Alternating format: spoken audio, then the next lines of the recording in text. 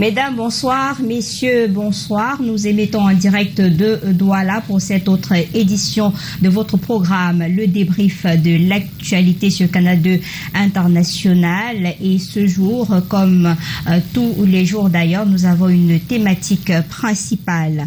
Les agents communaux interdisent désormais d'arborer les uniformes semblables à celles de la police nationale au Cameroun. Un message fax du ministre en charge de la décentralisation au Cameroun et du développement local, Georges Elanga Obam, à l'attention de tous les préfets sur l'ensemble du triangle national. Cette décision pourra-t-elle définitivement résoudre les conflits enregistrés au quotidien entre les agents municipaux et les usagers de la route? Et qui exactement dirige une collectivité territoriale décentralisée? Autant de questionnements qui nous intéressent ce soir au cours de ce programme débrief de l'actu sur Canal 2 International. On se parle juste après ceci.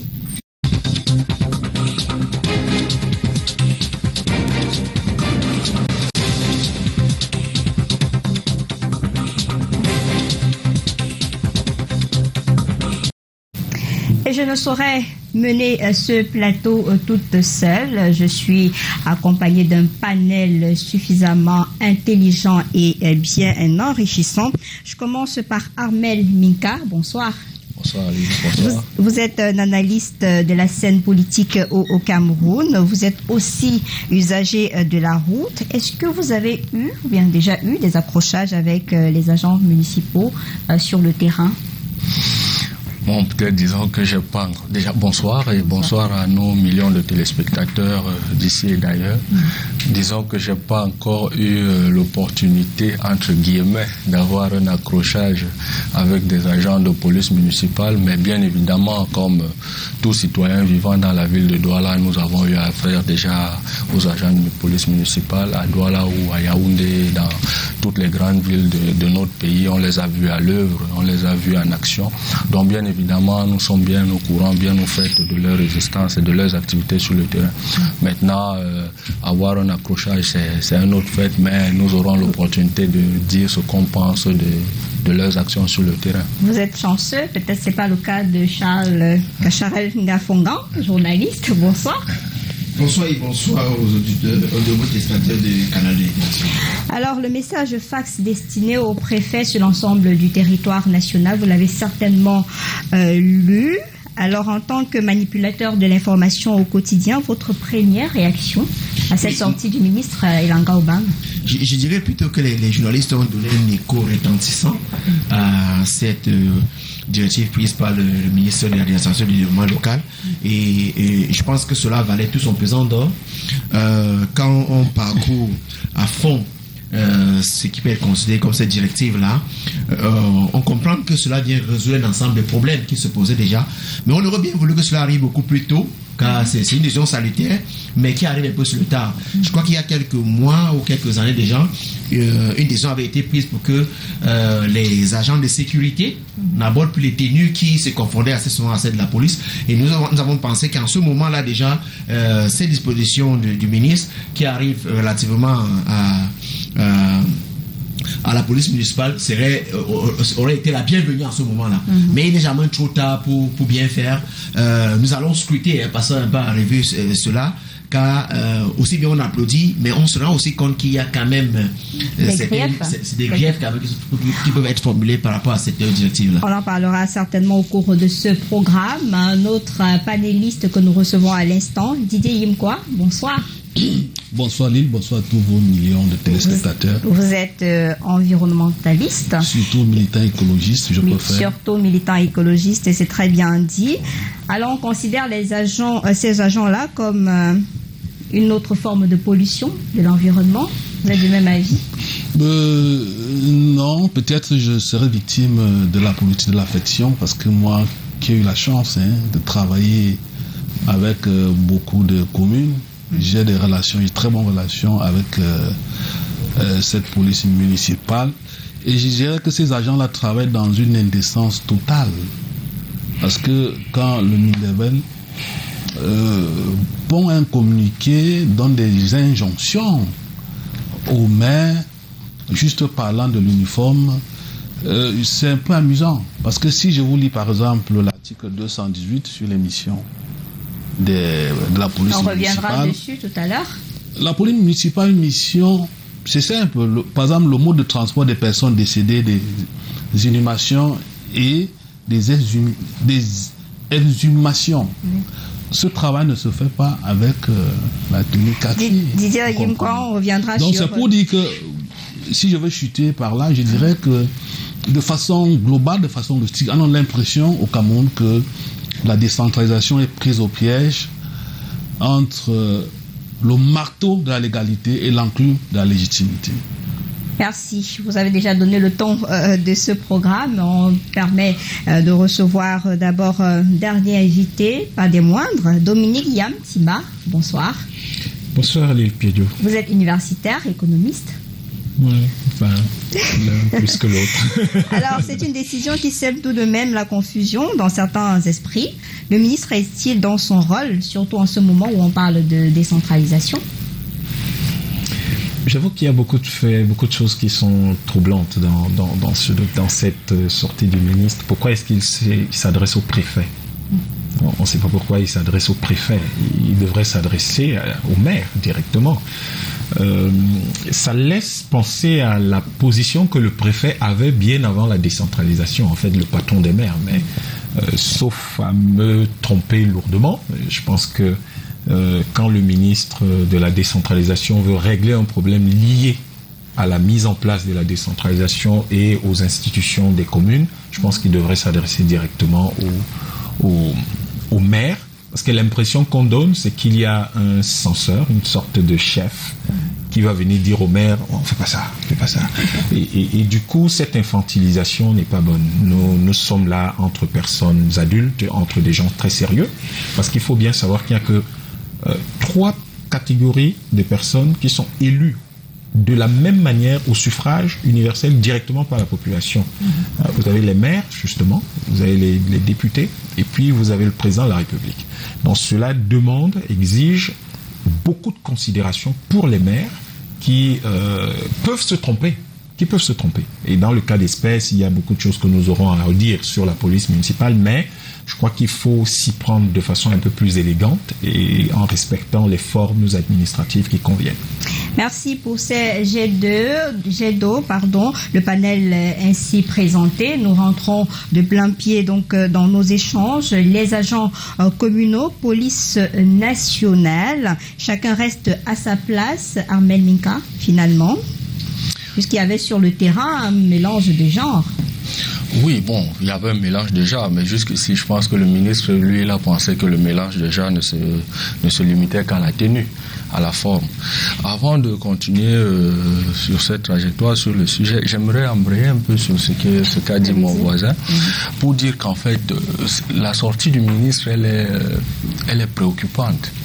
Elle est, à mon avis, un peu plus préoccupante que la question de la police municipale qui est elle-même traitée dans le message. Parce que, en fait, avec les élections régionales de février dernier, on a pensé que nous entrions de plein pied dans la mise en œuvre de la décentralisation.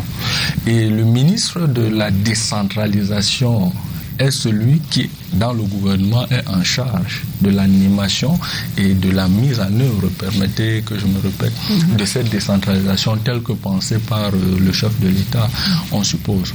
Or, aujourd'hui, quand c'est le ministre qui fait un message au préfet, parce que lui, le ministre de la décentralisation, c'est lui le patron tutélaire des magistrats municipaux.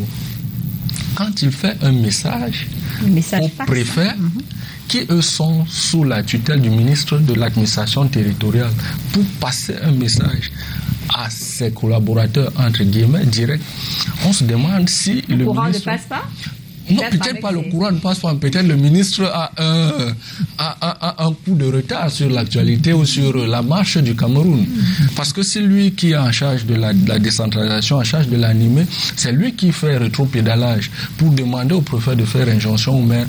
Ça suscite des grosses interrogations dans nos esprits. Maintenant, pour revenir, et puis on aura bien, on espère, l'occasion d'entendre le ministre sur la démarche qu'il a décidé d'adopter pour pour ainsi s'adresser à ses collaborateurs. Pour revenir à la question que vous posez sur la place de la police municipale. En fait, moi je pense que la question peut-être ne se poserait pas parce que chacun de ces corps, disons ça comme ça, a ses attributions. Les agents de police municipale sont des agents de la mairie qui sont en charge de la mise en œuvre de la politique du maire et puis de l'accompagnement des décisions du maire sur le terrain. La police, elle a ses missions régaliennes, le maintien de l'ordre, la sécurité, le suivi, ainsi de suite, quoi. Donc maintenant, s'il y a eu des égarements, s'il y a eu des confusions, s'il y a eu des incidents, je pense qu'il faudrait essayer de voir d'où est-ce que ça vient. Il y a des problèmes de zèle, des problèmes de comment est-ce que les agents sont recrutés, le mode de recrutement, comment est-ce qu'ils sont formés, comment est-ce qu'ils sont accompagnés, est-ce qu'ils comprennent déjà eux-mêmes ce pourquoi ils sont recrutés, ce pourquoi ils ont la charge, ce pourquoi ils ont, du moins, quelles sont leurs attributions.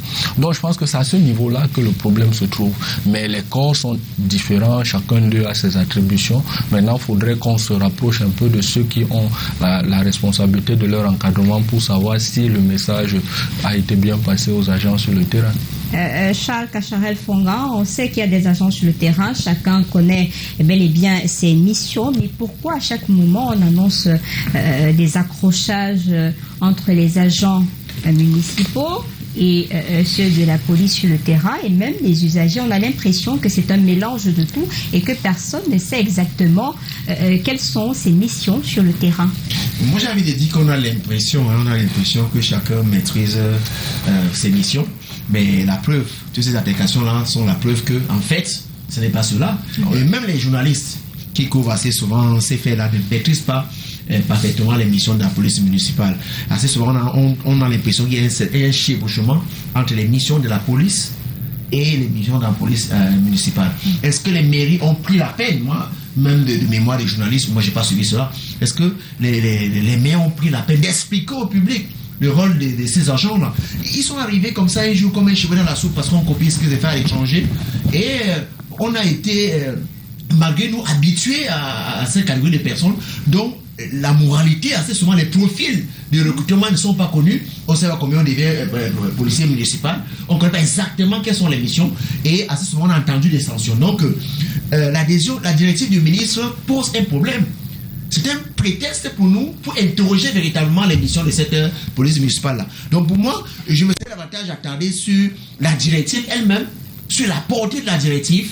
C'est qu'on y recèle au lieu de nous attarder sur le juridisme. C'est vrai qu'il y a un peu, on peut interroger cela, mais pour le moment, je crois que l'occasion nous est donnée d'interroger véritablement les missions de cette police municipale. Est-ce que par le passé, on arrivait parfois à confondre les missions? Est-ce qu'il y a des actes qui sont souvent posés par ces policiers municipaux? Vous avez souvent ces agents-là qui passent carrément au contrôle, c'est-à-dire que vous voyez les usagers. Donc il y avait un problème. Donc, en fait, la circulaire vient de résoudre un problème réel qui existe. Donc on peut se dire qu'à la suite, peut-être qu'on n'aurait plus ce problème-là. Donc si on interroge la circulaire, on peut se dire que si on l'apprécie en profondeur, on peut dire que cela ne tombe même pas à point nommé. Mais maintenant, on a envie de croire que c'est même cela arrive sur le tard.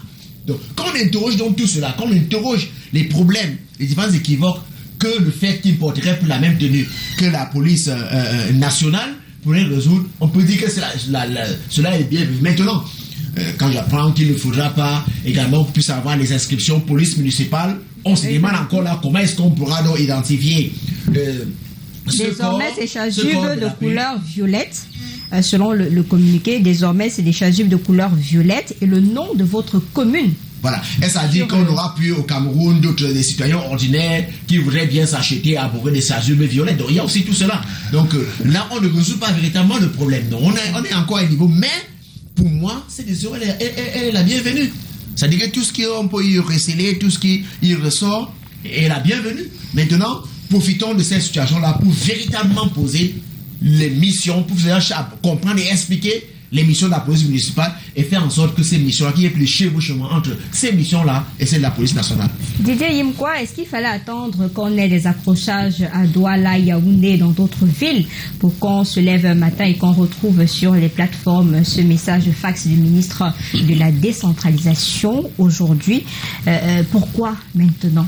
Est-ce qu'il faut toujours attendre qu'il y ait des scandales pour qu'on en arrive à dire toi ta place est ici, toi reste à ta place et redéfinir les missions qu'on est censé maîtriser? Il faut interroger la société dans laquelle nous vivons. Il faut interroger l'environnement dans lequel nous sommes. Voyez-vous, je ne sais pas s'il y a un corps social ou bien un corps professionnel qui n'est pas de brebis galeuses, vous comprenez. Lorsque vous regardez très bien le Code général des collectivités territoriales décentralisées, à l'article 218, les missions de la police municipale sont très bien définies. Il n'y a pas de chevauchement. Mais pourquoi on se retrouve sur le terrain avec des agents qui ont la même tenue que la police nationale? On a laissé faire pendant des années. Je pense qu'il est il est facile de faire la différence, même si, sauf la couleur, mais je pense qu'il est très facile de faire la différence entre les éléments des forces de maintien de l'ordre et la police municipale. Ils avaient des tenues, hein, parce qu'on a été mentionné, ils avaient carrément des mêmes tenues, on des est couleurs. de mauvaise foi. C'est vraiment très facile de faire cette différence. Mais il se trouve par moment que les forces de maintien de l'ordre appellent en appui la police municipale, ce qui n'est pas mauvais. Parce qu'en fait, qui est le patron de la commune? Est-ce le maire? Est-ce le préfet? Est-ce le Minevel? C'est le maire qui est le magistrat de la commune. Vous comprenez?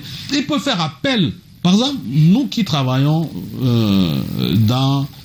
pour le contrôle ou bien la défense ou bien des intérêts de l'environnement et des pollutions, il y a des moments où nous sommes obligés de faire appel soit la police, pas la police municipale, au fond de maintien de l'ordre, pour aller sceller un délinquant environnemental qui rejette par exemple ses eaux dans la nature et puis peuvent comme ça là, infecter ou bien les eaux de forêt, les eaux de pluie et entamer la santé de la population, vous comprenez. Le problème se trouve dans la mentalité. Il se trouve que nous sommes dans une société qui se délite, où les gens font ce qu'ils ne doivent pas faire, où le vice est la valeur le vice, on ne comprend plus rien. C'est ce désordre-là, vous comprenez. Mais moi, je pense que vraiment, il y a une nette différence entre ces deux corps-là. Parce que même le texte le dit. Malheureusement, sur le terrain, vous avez des gens, comme l'a si bien dit mon ami, comment ils sont recrutés, est-ce qu'ils sont formés, est-ce que même en allant sur le terrain, est-ce qu'ils reçoivent les inductions? Parce que en matière de sécurité, on sait comment ça fonctionne. Lorsque vous avez par exemple une activité à aller faire, si c'est une activité instantanée, on vous briefe exactement ce que vous devez aller faire sur le terrain. C'est-à-dire, on ne vous jette pas sur le terrain comme des chiens enragés. Mais aujourd'hui, justement, on s'est rendu compte, Dominique, que lorsque quelqu'un est à la tête d'une mairie, il fait venir ses frères, ses cousins, ses nièces, etc.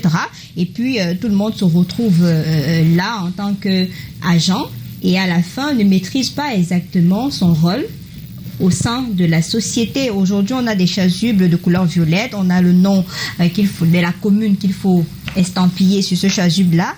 Les magistrats municipaux qui sont invités à matérialiser ce choix-là sur le terrain. Est-ce que tout ceci va prospérer au regard des mentalités, comme l'a d'ailleurs dit Didier Imkwa tout à l'heure?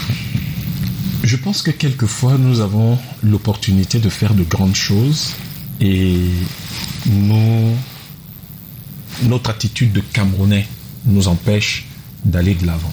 Je crois que nous sommes à une période charnière de l'évolution institutionnelle de notre pays et quand vous avez la chance d'être le ministre de la décentralisation, vous êtes au fond l'un des ministres qui ont la chance d'entrer vraiment dans l'histoire.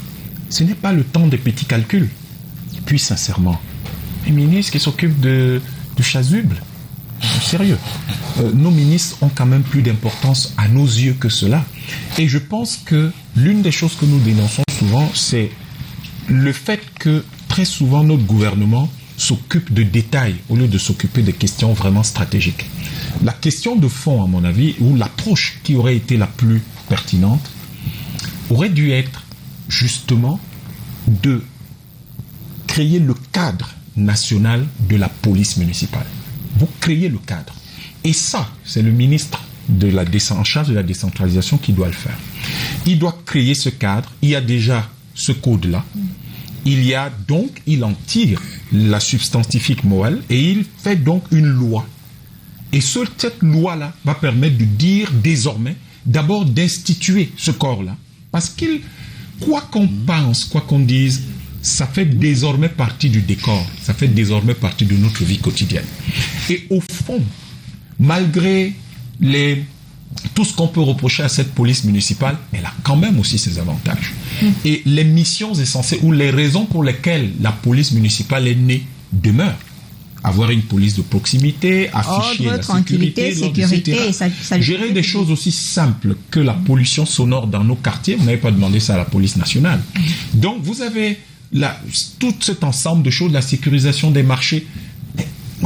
Il y a des choses parfois auxquelles on s'attend, mais ce serait fabuleux d'avoir la police municipale qui aide les enfants à traverser la route lorsqu'ils sortent de l'école. Voilà les missions d'une police municipale au niveau international. Donc le ministre aurait dû refondre totalement cela, au lieu de nous obliger à venir dans un débat sur les chasubles. La question essentielle qui doit naître et qui doit être portée par un gouvernement, c'est la question stratégique.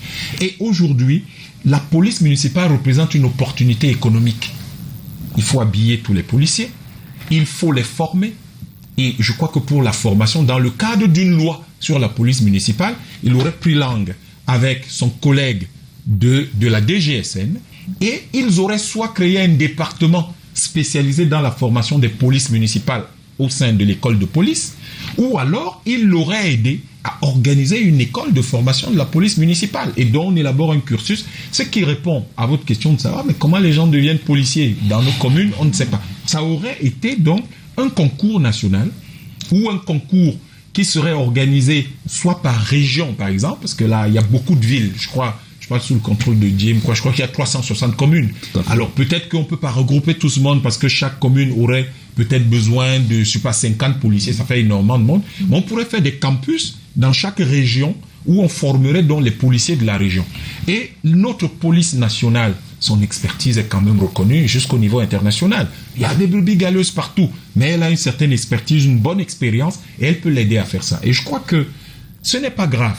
Le ministre a fait ce qu'il a pu faire, mais je crois que ce genre de discussions citoyennes peuvent l'aider à améliorer, et je crois que c'est pour ça que nous sommes là avec toute la bonne volonté de contribuer à ce que notre État se porte mieux. Donc comment les gens vont arriver dans la police? À travers ce canevas-là. Et la police municipale, je le dis encore, au moment où nous avons de sérieux problèmes économiques, c'est une opportunité économique. Je crois que si nous avons aujourd'hui quelques milliers ou quelques dizaines de milliers de policiers dans les communes, il faut les habiller. On peut relancer Bata avec ça, parce qu'il faudra, si vous avez 10 000 policiers et qu'il faut doter chacun chaque année d'un équipement, vous parlez de tenue, vous parlez de ceinture, vous parlez de chaussures de sécurité, mais c'est toute une industrie que vous créez tout autour. Donc le ministre n'a pas à venir s'occuper de comment ils sont habillés, il a, c'est-à-dire quelle est l'opportunité que cela représente au niveau national. Et à ce moment-là, il peut décider que ça va être une tenue violette, pas des chasubles, une tenue violette. Et si c'est une tenue violette, alors nous allons voir soit nos couturières et on va créer une coopérative, soit au niveau des communes, les communes vont se regrouper dans une centrale de confection, et cette centrale de confection va donc produire des tenues et tous leurs équipements. Je crois que là, on touche sur les questions de fond, sur des questions de niveau ministériel, et pas ce genre de choses en plus. Quand mon ami Charlène dit le juridisme, non. Un pays, c'est fondé sur la loi. Ce qui organise notre pays, c'est la Constitution, c'est la loi. Lorsque le ministre de la décentralisation s'adresse au préfet, nous laissant croire que nous sommes encore en 1980 où le préfet était le patron du maire, nous sommes en train de dire qu'il n'y a pas de décentralisation au Cameroun, et nous sommes en train de dire que ce pays n'a pas évolué. Et ça, ce sont des choses, au niveau d'un ministre, ce sont des fautes. C'est pas une erreur, c'est une faute. Et une faute aussi grave devrait être sanctionnée par le Premier ministre immédiatement pour dire attention monsieur, on recule pas, on avance. Et de manière générale, pour me permettre de jeter Madame Pidjo sur votre question, nous chahutons un peu le ministre, vous comprenez? Mais nous lui disons, vous pouvez faire mieux. Et la meilleure façon de faire n'est probablement pas celle-là, parce que tous ces gars-là, vous allez demander maintenant aux communes d'aller acheter les chasubles. Il y a un budget pour ça. Les chasubles, on va les prendre où? Ce sera une dotation du ministère. Alors, et en fait, ce document ou cette sortie semble créer plus de problèmes qu'elle ne résout celui qu'elle pensait pouvoir résoudre. Et je crois que là, à ce niveau, le ministre devrait écouter et faire un peu plus attention, parce que le peuple peut lui apporter des éléments d'amélioration et de correction de ce qu'il a fait. Alors, Armel, est-ce qu'il n'y a pas une histoire de complicité avec les magistrats, les magistrats municipaux, pour qu'on en arrive à ce genre de situation sur le terrain aujourd'hui? Parce qu'on a l'impression que, au regard de tout ce désordre-là, les maires, personne ne lève le doigt pour dire, ramener ces brebis-là sur le bon chemin. Bon, complicité, peut-être j'utiliserai pas le même. Déjà, la note du ministre date du 7 avril. Le message du ministre date du 7 avril. Et aujourd'hui, nous sommes le 9. Non, en réalité, les maires n'ont jusqu'ici eu que 48 heures pour lire et comprendre de quoi est-ce que le ministre parle. Non, j'irai un peu plus loin. Je pense un peu comme mon voisin qui... Et un peu comme M. Imkoa qui disait que déjà, il faudrait dire que le ministre est dans son rôle de mettre un peu d'ordre quand il pense que peut-être on s'égare un peu, on va pas lui refuser, ça fait partie de ses attributions. Mais ce que nous sommes en train de dire, c'est que c'est un peu périphérique, c'est un peu marginal, parce que en réalité, la décentralisation, l'esprit de la décentralisation, c'est que les policiers municipaux, ils doivent être habillés en chasuble. Maintenant, une mairie, je sais pas moi, la mairie de Douala, de Yaoundé peut décider que ces policiers seront habillés peut-être en vert olive et les autres. Est-ce que dans l'esprit de la décentralisation, est-ce que c'est le rôle du ministre de centraliser l'habillement de tous les policiers municipaux du Cameroun? C'est à ce niveau-là que nous revenons. Maintenant, la complicité, ou peut-être pas la complicité, mais peut-être la non-implication des maires. Ou l'envie même de laisser cette affaire. La non-implication des maires dans la prise d'une décision pareille. Parce que je me dis, je ne sais pas si les maires ont été consultés, ils ont été associés, ils ont été approchés parce que là, ça ressemble plus à une injonction. C'est une injonction quand on lit pratiquement ce message. Moi, je me dis, dans la démarche dans laquelle nous nous trouvons, la démarche participative qui devrait animer ce genre de sortie, ce genre de décision, les maires devaient être associés, les maires devaient être impliqués, les maires devaient être sollicités pour qu'ensemble, avec leur hiérarchie, ils puissent sortir quelque chose de plus profond, de plus, de plus sérieux, pour ne pas dire que c'est pas sérieux. Maintenant, j'ai envie de revenir pour dire, qu'est-ce qui a motivé le ministre, ou je voudrais demander, qu'est-ce qui a motivé le ministre à prendre cette décision? Nécessairement. En fait, pour vous permettre d'avancer dans votre analyse, c'est les différents problèmes qu'on a rencontrés sur le terrain. À Douala, à Yaoundé et Bafoussam. Chaque jour, on a même d'ailleurs présenté cela à la télévision. Les incidents, les scandales, les confrontations entre la police municipale et les populations, notamment les commerçants. C'est ça le fond de la question, en fait, à mon avis. Et puis, la note du ministre, à mon avis, j'ai entendu un copanéliste de dire, on a salué, on a apprécié, oui, mais elle est périphérique. Est-ce que le problème de fond, qui est celui de la cohabitation, de l'entente entre les usagers, les populations et cette police municipale, est-ce que ce problème de fond est résolu? Quand on parle de problème de fond, on parle de quoi? De la compréhension. Parce qu'on a parlé juste des brebis galeuses là maintenant, quand M. Imkoa parlait, il y a des brebis galeuses dans tous les corps. C'est bien vrai. Mais il faudrait qu'on se demande par quel moule passent les policiers municipaux? Parce que c'est ça qui m'intéresse fondamentalement. Est-ce qu'ils sont formés? Quel est le profil? Il a posé cette question. Nous revenons à cette question. Quel est le profil d'un policier municipal? Quel est le niveau même scolaire? Parlons de ça. Quel niveau, quel diplôme est-il requis pour être policier municipal? Connaissons-nous des formateurs de police? Parce que nous connaissons des instructeurs de police à Moutenguene. Qui est instructeur de policier municipal? Quel est le cursus de formation d'un policier municipal? Comment ça se passe? C'est ça le problème de fond, et c'est à ça qu'on s'attendait, ou du moins en temps normal, quand un ministre prend la parole sur une question pareille, on s'attend à ce qu'il s'attaque à ce genre de questions. Maintenant, je pense que pour chuter, je pense que cette note-ci, ce message-ci, il est infantilisant pour les maires. On ne peut pas parler de complicité. On pense qu'ils sont un peu mis à la remorque de ce message. Ils sont un peu marginalisés. C'est une impression. Maintenant, il faudra qu'on se rapproche d'eux pour comprendre exactement quel est l'essence de ça me permet de poser la question à Didier Yimkwa, police municipale, qui dirige finalement une collectivité territoriale décentralisée, le maire, le préfet, le Mindevelle. Non, c'est le maire. C'est le maire qui est élu. Le préfet n'est pas élu, le ministre n'est pas élu. C'est le maire qui est élu. Il a si bien dit, il a cité ceux-là qui ont la légitimité. Mais quand vous avez un communiqué, la question se pose. Ben oui, nous sommes dans les usages.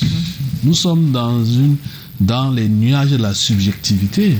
Vous comprenez? Où les gens c'est les 4 faits pour que la décentralisation ne décolle pas. Mais elle va décoller, qu'on le veuille ou non. Madame Lipéjou, si vous lisez les missions de la police municipale, vous allez vous rendre compte que on est en train de les dévaloriser. Oui, bien sûr. Lorsqu'on les envoie en route. Bien sûr. Vous savez qu'il y a quelques mois, la commune d'arrondissement de Douala-Saint a animé les chroniques à cause des incendies, les discothèques qui brûlaient. Oui. Mais puisque la police municipale n'a pas les moyens, n'a pas la logistique d'aller contre les incendies, qu'est-ce que le maire, l'actuel maire, M. Fengois, qu'est-ce qu'il a fait? Il a déplacé toute une brigade de sapeurs-pompiers à la mairie. Si vous allez actuellement, à l'heure où je vous parle, à la mairie de Douala 5e, vous allez voir toute une brigade de sapeurs-pompiers avec leur voiture lance-eau. Parce que le ministre qui aurait dû transférer ses compétences matérielles, ressources humaines, ne l'a pas fait. Je demande au ministre qui connaît très bien cette loi de faire attention, de ne pas aller vite en besoin. Vous comprenez? Parce que si vous lisez l'émission, comme je l'ai dit, la police municipale ressemble à quelques points aux sapeurs-pompiers, aux missions des sapeurs-pompiers. Et vous savez très bien qu'aux États-Unis, la profession de sapeur-pompier, c'est presque une profession élitiste. Tout jeune Américain rêve d'être sapeur-pompier. Vous comprenez? Donc, on nous réduise aux couleurs de chasuble, ça fait un peu trop théâtral. On se demande exactement ce que veut le Mindevelle. Qui donne les moyens aux maires d'équiper, parce que ce n'est pas 5 fois, c'est pas 1 fois, de donner les moyens, la logistique à cette police-là de faire le travail. Oh, s'il y a la logistique, sécurité, lutte contre incendie, inondation, ben, on ne va pas recruter n'importe qui. Non. Vous êtes d'accord avec moi? D'accord. On va recruter des gens qui sont capables de comprendre un certain nombre de choses, des modules de formation. Donc c'est pour dire que je demande au ministre qui nous regarde de ne pas aller très vite en besoin. Vous comprenez? Parce que là, il risque de fâcher les maires. Charles Kacharel-Fongan, la police municipale, vous avez compris, exerce donc une mission préventive, l'ordre, tranquillité, sécurité, salubrité publique, entre autres. Et maintenant, vous avez un communiqué qui se limite justement à des couleurs qu'il faut abhorrer sans véritablement mettre le doigt sur ce qui dérange. Oui. Moi, je dirais ici que la décision, la directive du ministre ne remet pas en cause les missions de la police, police municipale qui sont reconnues d'utilité publique. C'est-à-dire que dans le code général des comités décentralisés, c'est clair. Les collectivités décentralisées, c'est clair. On reconnaît ces missions-là. On a un peu besoin d'une loi. Mais je dis donc, on pourrait donc profiter de ce prétexte-là, de cette directive-là, pour poser véritablement les problèmes que connaît aujourd'hui la police municipale. C'est cela qu'il est question. Le ministre a tenté de résoudre un problème. Vous avez trouvé qu'il était périphérique. Alors, est-ce que c'était un problème qui pourrait être résolu? Oui, ou peut-être, mais difficilement. Mais maintenant, on en profite pour poser véritablement. C'est ça que vous allez dire qu'il ne faut pas éluder. C'est-à-dire que si on commence ici à voir la relation qui existerait entre le Midevel et les maires, qui est la tutelle et tout, cela pourrait nous amener à éluder le véritable problème. Non, mais là, on est dans le cadre de la mise sur pied de la décentralisation, l'accélération de la décentralisation pour le bien-être des populations. Aujourd'hui, il y a un frein justement à ce bien-être des populations. Il faut moi, j'interroge le bien-être des populations. C'est la raison que moi, j'essaie d'interroger les missions de cette police municipale-là. Est-ce que par le passé, il y avait des confrontations entre la police municipale et la population? Est-ce qu'il y a des actes qui étaient posés par la police municipale du fait de la tenue qu'ils abordaient, qui était de nature? Ça a été présenté, oui. À partir du moment-là, une fois qu'on l'a dit, on peut se dire qu'on attend de voir si la directive ministre permettra de résoudre ce problème. Et on en profite pour poser véritablement des problèmes. Moi, je dis ici, si les maires ont choisi de recruter la police municipale, on ne va pas recruter avant de penser aux moyens de travail, avant de définir un profil. Mais Kacharel Fonga, on recrute qui d'abord? Aujourd'hui, on ne peut pas jeter le pot, peut-être renvoyer la responsabilité simplement sur le ministre. Quand vous êtes maire, vous décidez de mettre sur pied une police municipale, vous pensez aux moyens de travail, je sais pas, vous décidez du profil de ceux qui vont travailler, vous décidez des missions, des moyens qui seront mis à disposition. Si vous estimez que vous n'en avez pas, vous sollicitez un accompagnement de votre tutelle, ou peut-être je sais pas, du ministère de tutelle, ou encore du gouvernement. On n'en est pas encore là. C'est là où on dit que même ceux qui ont décidé de mettre sur pied la police municipale ne savaient pas exactement, n'ont pas pensé à tout cela. Donc aujourd'hui, il faut donc poser ce problème-là. Qu'avant de décider aujourd'hui, mettre sur pied une police municipale, on ne l'a pas partout, hein. On ne l'a pas dans tous les 360 communes du Cameroun. C'est-à-dire que ceux qui acceptent aujourd'hui de mettre sur pied une police municipale doivent donc penser à tout cela. Quels sont les moyens de travail? Qu'est-ce qu'on met en place? Quels sont les moyens? Si la mission de salubrité, qu'est-ce qui est mis en œuvre pour qu'elle puisse être bien assurée? La mission de sécurité, qu'est-ce qui est mis en œuvre? Qu'est-ce qu'il faut pour cela? Est-ce qu'on a la ressource pour le faire? Il ne faut pas seulement désolé pour une municipale seulement parce qu'on va rentrer dans la mode, on a vu faire ailleurs, on va également le faire. Donc il y a un véritable problème. Donc on en profite pour poser le problème de la police municipale. Est-ce qu'aujourd'hui, on a véritablement... Est-ce que nos mairies sont capables d'en tenir les policiers municipaux? Là, je crois que la question pour le moment, à ce stade, est non. Mais maintenant, si les mairies n'ont pas de moyens, alors... Est-ce qu'on peut obtenir des moyens du gouvernement, d'autres instances pour le permettre de faire notre travail à partir du moment où nous sommes convaincus que leurs missions sont des missions de service public et qu'il faut vraiment que ces polices municipales existent. Là est la question. On n'est pas là pour défendre forcément soit les mairies, soit le pouvoir par rapport à ça. Nous disons, il y a un problème qui est réel. On a des policiers municipaux. Comment faire pour avoir une police municipale de qualité? Alors, Dominique, est-ce qu'il n'est pas temps de revoir pratiquement la gestion de cette police municipale là au Cameroun aujourd'hui? Parce que ce communiqué soulève tellement de problématiques qu'il est temps de peut-être revoir à la base la gestion globale de cette police municipale. En réalité, nous devons, c'est forcément ça l'objectif, l'objectif qui est le plus pertinent, qui est le plus pertinent. Et cela doit passer par un certain nombre de questions. Je ne comprends pas pourquoi le ministre a raté l'occasion de rentrer dans l'histoire. Moi, c'est ça qui m'intrigue un peu. Parce que, mais regardez, on va peut-être pas dire qu'il y aura une police municipale dans les 360 communes, mais nous avons 56 chefs-lieux de département. 56, je crois, ou 58. 58 chefs-lieux de département. Supposons que cela puisse porter les communes capables d'avoir une police municipale à 100. Donc, 100 communes.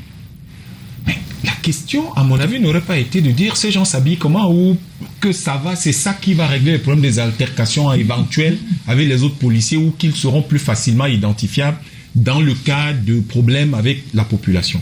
La question aurait été de savoir, nous avons parlé de leur formation déjà. L'autre question, c'est il faut les équiper. Alors, si vous voulez équiper ces gens-là, vous allez dire, il y a peut-être 100 qui ont déjà des polices municipales ou qui vont commencer à en avoir, et vous dites chaque police municipale va avoir 5 voitures. Ça fait 500 voitures qu'il faut pour la police municipale au Cameroun. Si vous dites ça, votre projet d'assembler les voitures à Kribi devient immédiatement viable. Vous créez des emplois avec ça. Et vous donnez à nos policiers un peu plus de dignité. Tout à l'heure, Didier Mkwa parlait, je l'ai vu. J'ai vu l'équipement de ces sapeurs-pompiers à Bonamoussadi. Imaginez qu'on décide qu'on dote, là, dans le cas d'espèce, on va dire, on va doter chaque ville, chaque chef-lieu de département, donc ce sera peut-être pas par commune, mais chaque chef-lieu de département d'une petite brigade de sapeurs-pompiers. Et donc, ça va faire, on va dire, 2 voitures en moyenne. Ça va faire 116 voitures de sapeurs-pompiers. Alors, si vous voulez avoir 116 voitures de sapeurs-pompiers, nous avons une entreprise qui fabrique des bus au port, qui fabrique des véhicules lourds au port de Douala. Vous commandez les 116 véhicules à cette voiture. Nous avons des entreprises ici qui font des tanks un peu partout dans la ville. Vous leur commandez ça. Mais vous êtes en train, c'est comme ça qu'on développe un pays, hein. C'est pas le bavardage. Vous êtes en train de développer le pays. Et voilà un ministre qui, par simplement une petite vision de comment gérer la décentralisation, induit l'industrialisation du pays. C'est-à-dire que vous en rendez pas compte, mais il vient de rater la chance d'entrer dans l'histoire. Et donc, vous avez ces véhicules-là, et vous avez cette entreprise qu'on consolide, vous avez ceux qui vont fabriquer les tuyaux qui vont consolider, vous avez le projet de créer l'usine qui va assembler les voitures à Kribi, qui devient tout de suite viable parce qu'il faut livrer 500 voitures. Mais monsieur, pourquoi il n'a pas pensé à ça? Pourquoi il a pensé simplement au chasuble? Le problème, c'est parce que nous avons, pour le moment, une façon de faire dans notre pays qui est telle que le gouvernement ne gère pas les problèmes du niveau gouvernemental. Le gouvernement gère les petits problèmes du quartier. Et ça, c'est les problèmes du quartier. Ah oui, il y a un policier qui a bagarré avec un policier municipal. C'est les problèmes du quartier. Un gouvernement ne s'occupe pas de ça. Un gouvernement s'occupe de gérer les choses au niveau stratégique. Parce que quand vous avez réglé les problèmes au niveau stratégique, vous réglez automatiquement les problèmes du quartier. Et la police municipale doit être gérée. C'est une opportunité à la fois institutionnelle, humaine, scientifique, économique pour notre pays. Donc, nous devons faire beaucoup plus attention quand nous réglons quand nous attaquons aux problèmes de notre pays. Et je crois que nous devons réorganiser la façon dont la police municipale traîne. J'ai proposé le fait qu'il fallait une loi, créer un cadre qui va donc permettre à la police municipale de gagner en moyens. Je prends un autre exemple. Là, on est en pleine Covid-19, en pleine pandémie, mais il y a une épidémie qui tue quand même, qui l'année dernière a tué 20 fois plus de gens, qui s'appelle le paludisme. Voilà les missions de la police municipale, d'aller, entre autres, dans une brigade qui va, par exemple, contrôler, s'assurer que tout le monde a une moustiquaire chez lui, s'assurer que la salubrité règne dans tous les quartiers. Mais voilà à quoi sert la police municipale. Et les gens vont aller faire ça avec des chasubles. Mais c'est quoi cette approche des problèmes du pays? Mais pourquoi aujourd'hui on prend cette police municipale, on met sur les axes routiers ou bien dans les grands carrefours de la ville et cette police municipale se retrouve en train de faire le contrôle en lieu et place de cette police-là qui reste sans voix en fait? C'est l'environnement ou l'esprit de corruption généralisée. En fait, tout le monde s'est dit, les mange-mille, ils ont toujours de l'argent. Alors les gens ont cru, c'est là pour soi qu'ils sont allés là-bas. Je vous prends un exemple, un contre-exemple. Si vous décidez aujourd'hui de créer une espèce de brigade qui va gérer les douanes dans les communes frontalières du Cameroun, qui va quand même surveiller, tous ces gens-là vont vouloir jouer aux douaniers. Parce qu'ils vont dire que les douaniers, ils gagnent de l'argent quand ils vont gérer les dossiers. Vous voyez, ils vont oublier ce qu'ils ont à faire. En fait, le problème, c'est celui-là. C'est que les gens disent, dans la rue, il y a le chauffeur de taxi à qui on peut prendre 500 francs, 1000 francs. Il y aura toujours quelqu'un, une dame qui va arriver là, qui aura peur. Et puis, on va dire que non, il faut donner 2, alors qu'elle a le dossier dans son coffre, qui est complet, mais elle va avoir peur. Écoutez, c'est comme ça que les gars les terrorisent souvent en route. Et je vous parle de quelque chose que j'ai vécu hier. Vécu hier, ce n'est pas, je vous raconte pas une histoire hier. Ça veut dire que la faute aussi à ces usagers qui ne maîtrisent pas. Quand on parlera des usagers, on parlera de, mais pour le moment on parle des agents de l'État. Et donc ces gens-là, en fait, ils se sont versés là-dedans. Mais les missions de la police municipale, mais nos cimetières ne sont pas gardés, c'est leur boulot. Mais ils font pas ça. Parce qu'évidemment, tout le monde va dire, mais moi je veux rien avoir là-bas au cimetière. Nos cimetières doivent être propres. C'est quand même honteux. Un pays dans lequel vos parents, vos amis, vos collègues décèdent et vous les enterrez toujours dans la broussaille et vous voyez comment la broussaille tourne sur leur tombe. Mais c'est quel pays ça? Vous respectez rien chez vous? Mais il faudrait donc, Armel, qu'on se retrouve avec des séminaires de formation au niveau des communes, parce que vous avez vraiment aujourd'hui des personnes peu civilisées, sauvages et pratiquement arrogants sur le terrain, et vous avez du mal à les ramener à une base qui est la commune. Oui, on va le dire. On va le dire un nombre incalculable de fois, ou risque de se répéter, mais c'est ça. En fait, c'est ça. Le problème de fond, c'est celui de la formation, parce que, comme Dominique le dit, aller s'assurer que la salubrité dans les locaux. Les cimetières sont propres. Les cimetières sont propres, suffisamment de salubrité dans les quartiers pour que l'anophèle femelle ne se répande pas dans les domiciles. Est-ce que les marchés sont propres? Est-ce qu'ils sont bien aérés? Est-ce que les bouches d'incendie sont disponibles en cas d'incendie? Comment est-ce que ça va se gérer? Et puis le désordre urbain. Voilà, autant de chantiers, autant de voies non explorées. Donc, il est question maintenant. Maintenant, quand on parle de formation, immédiatement, on débouche sur la question des moyens, parce qu'il ne faut pas éluder la question des moyens. Je me souviens, avec la fin des élections régionales, la question du financement des collectivités territoriales a été posée, a été soulevée, et le gouvernement s'est engagé à affecter 15% du budget de l'État. Mais on a demandé à ces communes-là de maturer des projets et d'aller créer les richesses aujourd'hui. C'est-à-dire qu'une commune de Douala 2e doit pouvoir être autonome à travers la recherche et le financement avec des partenaires ailleurs. Non, mais c'est un processus. Là, on ne peut pas demander aux gens qui, un mois avant, étaient totalement dépendants, dénués de tout moyen, du jour au lendemain, d'aller monter des projets et puis de devenir autonome. Non, ça, on serait en train de rêver. On ne peut pas se permettre ça. Non, ce que je dis, c'est que l'État, pour enclencher, pour amorcer cette vague de décentralisation, ou du moins, donner du souffle, de la vie à cette vague de décentralisation dans laquelle nous sommes, s'est engagé à donner 15% du budget aux collectivités territoriales. Il faut bien qu'on pose la question à l'État si cet engagement est tenu, parce que ça implique beaucoup d'autres choses en aval, notamment celle dont nous discutons aujourd'hui.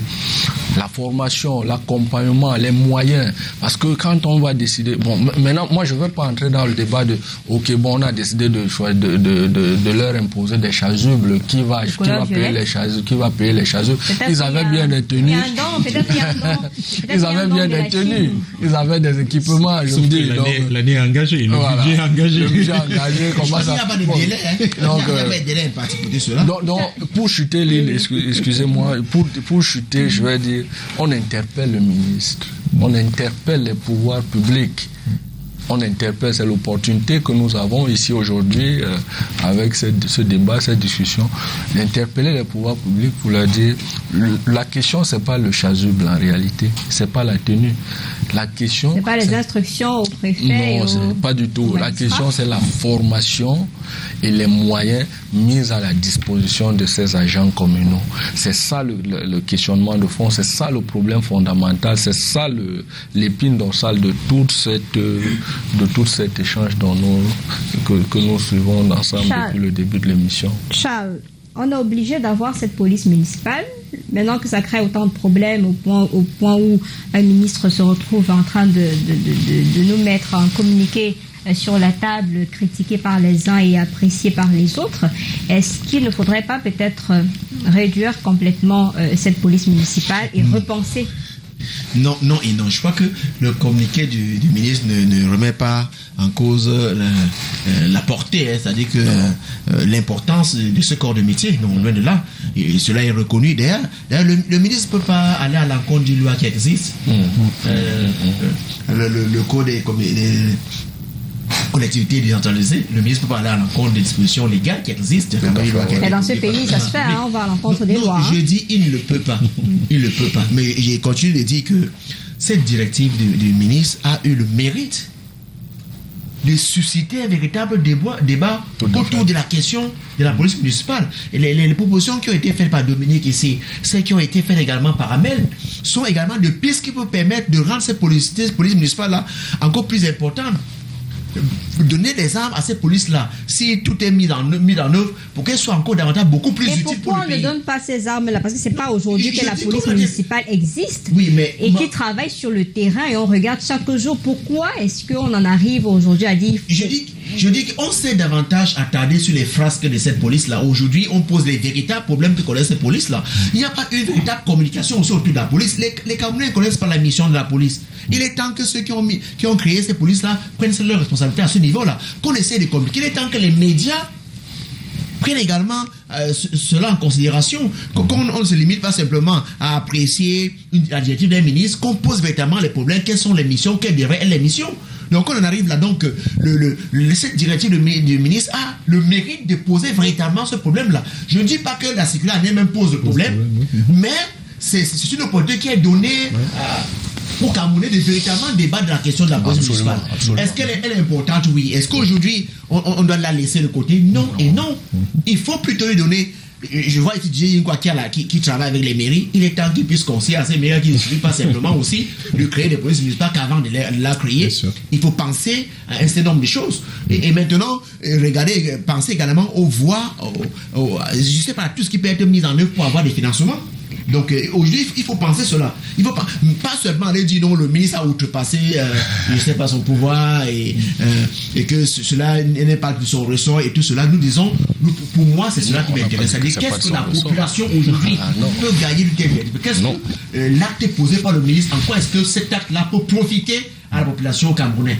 C'est à ce niveau-là que je me situe. Alors, Didier Yinkwa, on est peut-être d'accord ou pas que la police municipale doit rester, mais qui doit faire partie de cette police municipale-là? Le profil, on regarde... Là, c'est une très très grosse question. Ça dépend de l'objectif que l'on fixe à cette police. Je vais vous donner un cas simple. Dominique a dit des choses très très importantes tout à l'heure. La police municipale peut s'autofinancer. Et simplement, je vais vous prendre des exemples que l'on peut implémenter de façon toutefois aller appeler, téléphoner Yaoundé tous les jours. Hier, nous étions à une consultation publique organisée par Canwater, qui a un très grand projet d'adduction d'eau, de stockage d'eau en qualité et en quantité. Bon, pendant que nous discutions, parce que nous étions la société civile, je suis parti sur un fait simple. À l'époque où le docteur Tonin était délégué de la communauté urbaine, il a fait réaliser une enquête et l'un des résultats de ces enquêtes, c'est que à Douala, vous avez à peine 20% des ménages qui sont reliés au réseau d'adduction d'eau potable. Mais le représentant de Canwater qui était là m'a dit que non, c'est plutôt 40%. J'ai dit que si c'est 40% dans une ville de 4 millions d'habitants, vraiment, ça ne représente pas grand-chose. Ça veut dire que vous avez à peu près 3 millions d'habitants qui n'ont pas accès à de l'eau potable. Et ces habitants, ces citoyens de la ville de Douala, consomment l'eau des puits. Parce que ce qu'on dit ici, forage, ce n'est pas des forages, hein. C'est des puits aménagés où l'eau est extraite des nappes sablonneuses qui sont polluées, qui sont contaminées par les eaux usées, qui sont déversées dans l'environnement sans être traitées. J'ai eu à discuter avec les propriétaires de forages. Parce que là encore, si vous allez au minier, on vous dira, ou bien au ministère de la Santé, que presque 90% des eaux de forage et de puits aménagés sont de qualité douteuse. Oh là, si vous lisez les missions de la police municipale, l'une des missions de la police municipale, c'est de traiter ces eaux-là. Vous ne pouvez pas imaginer le nombre de forages entre guillemets de puits d'eau que nous avons dans les communes ici à Douala. Et aucun maire n'est capable aujourd'hui de vous dire exactement combien de puits d'eau il a dans sa commune. Mais Dieu sait qu'il y en a. Et lorsqu'on parle de ville inclusive, parce qu'il y a un slogan que le ministre de la ville, le ministre de développement urbain aime beaucoup, ville inclusive, ville intelligente. Bref, les villes inclusives, c'est les villes où la population met la main à la pâte pour son développement. Et la population de Douala est prête aujourd'hui à accompagner les communes, à payer même pour que ces polices municipales traitent leur eau. Discutez avec les propriétaires des forages. Souvent même par ignorance, ils ne savent même pas qu'on doit traiter cette eau-là.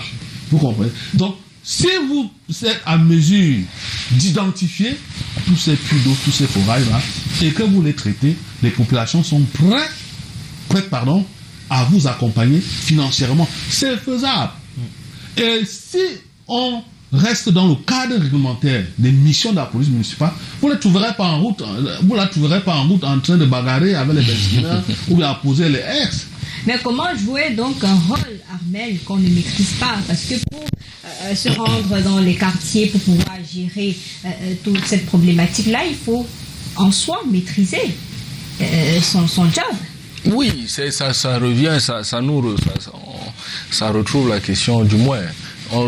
Ça soulève la question de la formation dont on parlait tout à l'heure. La formation, le profil. Parce que en réalité, nous avons tout investi dans le politique. Quand on parle des collectivités territoriales, le politique, tout est resté en surface au niveau politique. Or, en réalité, il s'agit de la gestion de la vie au quotidien des populations. Il y a plein de pans. On a parlé de l'aménagement, du traitement des eaux, de la désinfection, du moins le traitement des latrines, des rigoles, le nettoyage des marchés, s'assurer que dans les écoles, que les règles d'hygiène et de sécurité, il y a un pan infini d'attributions et de choses qui doivent être faites. Malheureusement, aujourd'hui, vous savez, nous héritons d'une culture de brimade où les principales missions, du moins les missions sur lesquelles les policiers s'agglutinent ou accourent le plus, c'est les missions de brimade de la population. Aller sur les marchés, brimer les commerçants, aller sur la voie publique, brimer les usagers de la route, se sentir important. C'est malheureux, c'est marginal. Maintenant, moi, je reste à dire qu'en réalité, ces jeunes Camerounais qui se livrent à ces pratiques-là, en réalité, sont victimes de ce déficit de formation. Et c'est pas nécessairement à eux qu'il faudrait s'adresser quand il faut poser ce problème. Il y a des gens qui ont la responsabilité, la charge de leur recrutement. Il y a des gens qui ont la charge de leur formation. Est-ce que les personnes aujourd'hui qui sont à la tête des exécutifs communaux, ces personnes elles-mêmes sont suffisamment imprégnées des responsabilités qui sont les leurs? Parce qu'on ne peut en réalité transmettre que ce qu'on a. On ne peut pas transmettre ce qu'on n'a pas. Est-ce que les personnes aujourd'hui qui sont à la tête des exécutifs communaux savent exactement de quoi elles ont la charge et quelles sont leurs responsabilités vis-à-vis des se faire appeler monsieur le maire. Voilà, se faire appeler monsieur le maire. Quand on a été adoubé par, je sais pas moi, un comité central à Yaoundé, et puis on se retrouve maire à Berthoud, à Ngaoundéré, à Dimako, voilà. On a beaucoup d'autres préoccupations qui sont relativement à des années-lumière des préoccupations des populations. Maintenant, je me dis qu'on a assez parlé du maire, du moins du ministre du communiqué. C'est aussi peut-être l'occasion. Peut-être on a des agents de police municipale qui nous suivent à la maison. C'est peut-être aussi l'opportunité de leur dire que, écoutez, quand on est agent de police municipale, on n'est pas un tortionnaire, on n'est pas un bourreau pour la population. On est un relais du maire, on est un relais de la mairie et on est au service de la population qui a élu le maire. Donc c'est une responsabilité exaltante qui est celle du moins une responsabilité exaltante de servir ces populations qui ont élu le maire. Donc je pense que les agents de police municipale doivent déjà bien saisir, si peut-être des formations ne sont pas faites, ces agents peuvent s'auto-former, s'auto-informer aussi de quelles sont leurs attributions et s'impliquer davantage. Parce que je me dis qu'aujourd'hui, nous sommes en train de débattre ça à la télé, mais c'est parce qu'il y a des populations qui ruminent ces choses-là et qui ont débouché sur ce genre de communiqué. Et il faudrait que la mue se fasse déjà à l'intérieur en attendant qu'un accompagnement des pouvoirs publics puisse suivre. D'accord, on va faire le dernier tour de table pour sortir de ce plateau et de cette thématique. Je commence par vous, Dominique. Aujourd'hui, il y a cette problématique, une piste de solution pour que demain, on ne se retrouve plus sur ce plateau pour évoquer le problème de la police municipale au Cameroun. Je vous ai donné ce que je pensais de la solution déjà. Je pense que le ministre doit se saisir de cette opportunité, du débat qu'il a suscité pour donner un cadre national à la police municipale et permettre ainsi aux maires de pouvoir mieux organiser sur le terrain. Mais saisir tout en ayant pour base le fait que c'est une grosse opportunité institutionnelle, une grosse opportunité économique, mais également, je pense pour lui, c'est l'opportunité d'entrer dans l'histoire du Cameroun. Didier Yimkwa, on est à l'heure de la décentralisation, on se retrouve toujours avec des communiqués qui violent un tout petit peu la mise sur pied de cette décentralisation-là. Écoutez, peut-être si vous avez un dernier message à adresser au ministre de la décentralisation dans le cadre. Vous savez, c'est pas moi qui l'ai nommé. Il sait à qui il doit rendre compte, c'est au chef d'État. Mais on a quand même des messages, des conseils, oui, moi, des pistes de solutions. Je préfère parler à mon maire. Oui. Pour rester dans le logiciel de la décentralisation. Je pense qu'il faut donner à la police municipale ses lettres de noblesse. Il faut lui donner ses lettres de noblesse et réorienter ses missions en restant dans le cadre réglementaire. C'est vrai que généralement, nos édiles, pour justifier un certain nombre de manquements, avancent les problèmes de financement. Mais ce que je viens de dire, si on met une très bonne réflexion, l'autofinancement va suivre de lui-même, et puis la population qui est prête, parce que la population, le maire est le garant du bien-être de sa population, et la population est prête dans un cadre de développement participatif à accompagner cette police-là. Charles Fongan. Oui, moi je pense que le conseil de police municipale a été emprunté, notamment à la France, et ceux qui l'ont emprunté n'ont pas pensé, n'ont pas compris qu'il fallait davantage penser au profil, penser à certaines formations, penser aux moyens qui devaient être mis ensemble pour avoir une police de qualité. Mais au demeurant, la réalité, c'est que les Camerounais apprécient, c'est-à-dire que on ne conteste pas toujours ce qui est fait par la police municipale. Certains pays africains sont venus au Cameroun apprendre de la police municipale du Cameroun. Le Cameroun a été cité parfois comme un exemple de réussite dans ce domaine-là. Il n'y avait pas encore la bagarre. Oui, mais nous constatons qu'il y a des manquements. Nous constatons qu'il y a des manquements. Donc, ce qu'on a à faire pour continuer, c'est de corriger ces manquements-là. Qu'on pense à un profil, qu'on puisse définir un véritable profil qui ne serait pas loin de celui de la police nationale, qu'on pense également à la formation, parce que, voyez-vous, les missions sont assez larges, donc qu'on pense donc à non seulement un profil, mais une formation qui permettrait à ceux-là de vraiment assumer leur mission. Et maintenant, pour ce qui est des moyens, qu'on pense d'abord aux moyens, car il ne s'agit pas de mettre en possibilité police municipale, il faut également penser aux moyens qui permettraient à cette police municipale de véritablement mener la mission qui est la sienne. Merci à vous pour ces contributions. Armel, je vais sortir avec vous, mais pas sur la thématique à l'ordre du jour. Quand on entrait dans ce studio, on a appris le décès du professeur Gervais Mendozé. On rend d'ailleurs hommage à ce grand monsieur qui a passé plusieurs années à diriger la CRTJ au Cameroun. Il a d'ailleurs été ministre délégué auprès du ministre de la Communication. Il a occupé plusieurs fonctions. D'ailleurs, un seul mot pour sa mémoire aujourd'hui. C'est vrai qu'on l'avait déjà annoncé mort et finalement la mauvaise nouvelle est tombée juste avant notre entrée dans ce studio. Oui, c'est avec beaucoup de consternation qu'on a appris le décès du professeur Gervais Mendozé, dont on a appris qu'il y a quelques jours que l'état de santé s'était fortement dégradé. Nous gardons du professeur Mendozé l'image d'un personnage dévoué au service de son pays, un personnage très cultivé, et nous pensons que les démêlés qu'il a eu avec la justice ne peuvent pas rester le seul souvenir que nous gardons de lui ces dernières années. Il a dirigé l'Office national de télévision de notre pays. On l'a connu comme homme de culture, comme grand universitaire. Il a soutenu beaucoup de personnes. On l'a connu comme haut commis de l'État, et c'était un homme au grand cœur. Je préfère garder ces notes positives du professeur Gervais Mendozé, et j'en profite pour dire mes condoléances à toute la famille de la communication, à sa famille biologique et à tous ceux qui l'ont aimé au Cameroun. Nous avons perdu un grand compatriote, et le Cameroun tout entier est en deuil avec le départ du professeur Mendozé.